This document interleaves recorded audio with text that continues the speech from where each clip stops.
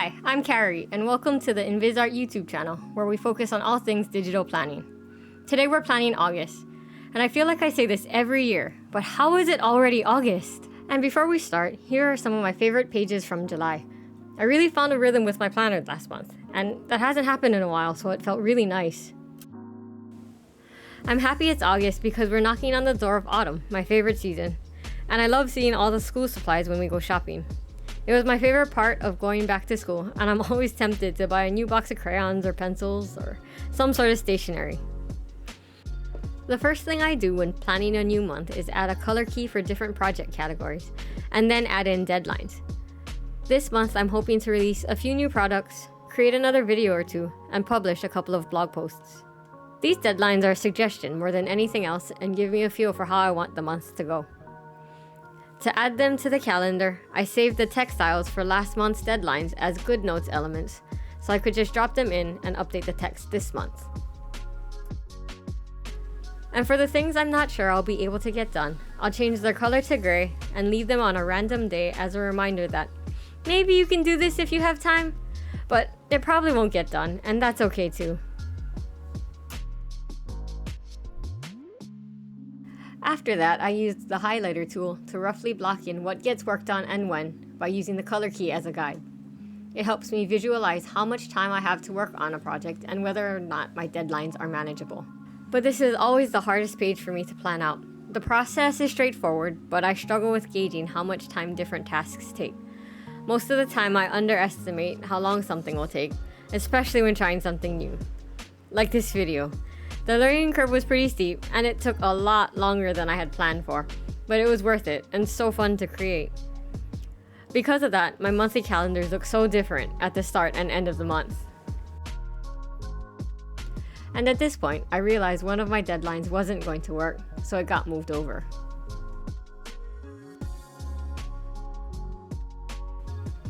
August is pretty quiet as far as appointments go, so it didn't take much time to add those in.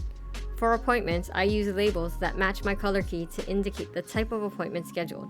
Like here, I used an orange one because these are personal appointments not related to work. I added the time and then moved on to adding reminders for our dogs.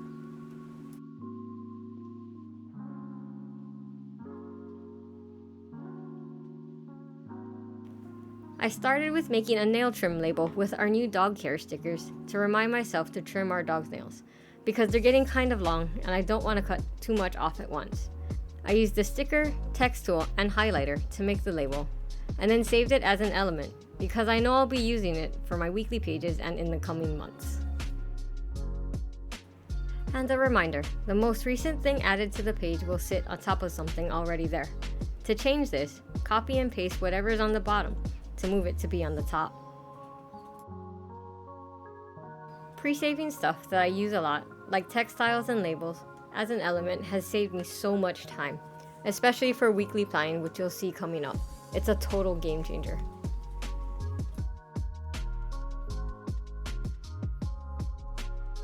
I was having fun with the reminders, so I also added one for dog baths, which I'm sure our dogs would love for us to forget about.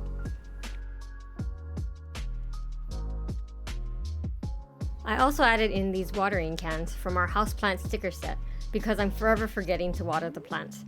But I also try not to water too often because if I do, the fungus gnats move in. It's a delicate balance that I'm still trying to figure out.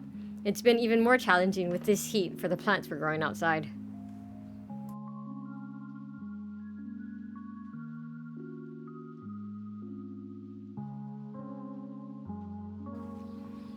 The final thing I did on this monthly page was pull out the month's main focuses using stickers that match the color key so they're easy to find, since the calendar tends to get full as the month goes by. I used blue for designs and products, and purple for content. I also really like how these stickers anchor the page. And now on to my favorite part, adding stickers and photos to make it all look cute. Photos are my favorite thing to add to any page. They're larger, colorful elements that bring so much life to a page, and they elicit wonderful memories and feelings, so they're great pick-me-ups when I'm feeling low energy. So in sticking with the dog theme, I added an old picture of our boy Chip that spills into a couple of the blank days on the calendar.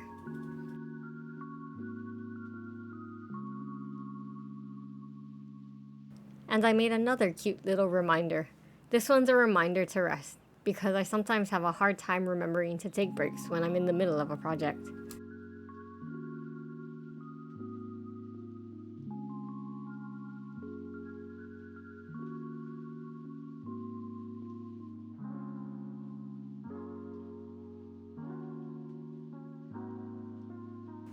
I also added a couple of more dog stickers from our cute dog sticker pack to fill out the page.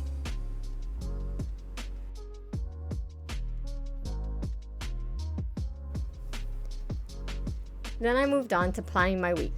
It went really quickly because everything is pre-saved as elements. I just dropped in a mood tracker, preset text for daily tasks, content planned, and habits, and a preset widget for personal tasks, which I like to call side quests. The side quests element is a sticker and text saved together, so it's really easy to fill in.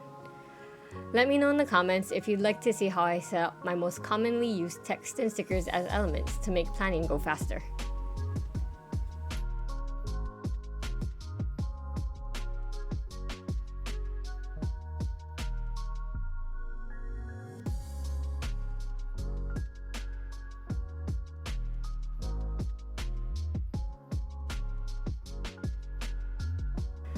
Normally, I use the This Week section to add whatever I'm focusing on for the week, but halfway through last month, I started adding cute reminders and anecdotes instead, and I don't think I can go back.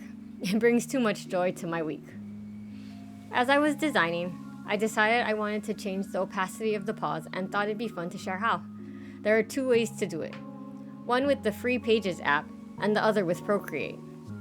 For Pages, open Pages in split view, drag and drop the sticker into an open document, and tap on the paintbrush tool.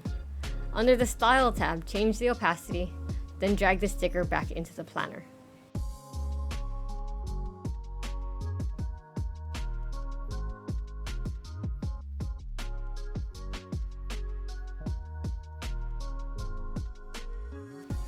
For Procreate, copy the sticker from GoodNotes, paste it into Procreate by tapping on the plus, then Allow Paste, then Clipboard. From Layers, turn off the background, tap on the N and adjust the opacity. Then tap on the wrench, make sure you're on the Share panel, and pick PNG, then Copy. Then go back to GoodNotes and paste the sticker. If you prefer written instructions, check out our full blog post on changing sticker opacity, which I'll link in the description below.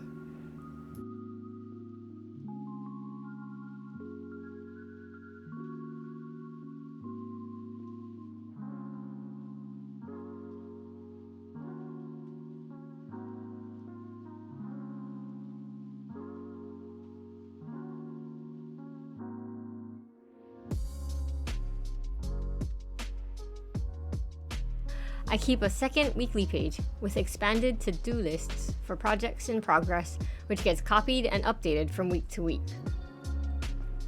And one last tip before we go. Add your weekly page to your favorite section to quickly access it. And if you've added last week's page as a favorite, remove last week's page. Then, add the page as an outline too, and add a title, like Week of July 30th. You'll be able to see the title from your favorites panel too, making it quick and easy to find. It's a simple thing I do for weekly pages, monthly calendars, and notebook sections as they expand over time. Notebook sections are great to keep extra stuff organized, but I like to use favorites and outlines for quick and easy access to those pages. I hope you enjoyed this plan with me, and let us know what kind of future content you'd like to see in the comments. Until next time, Carrie.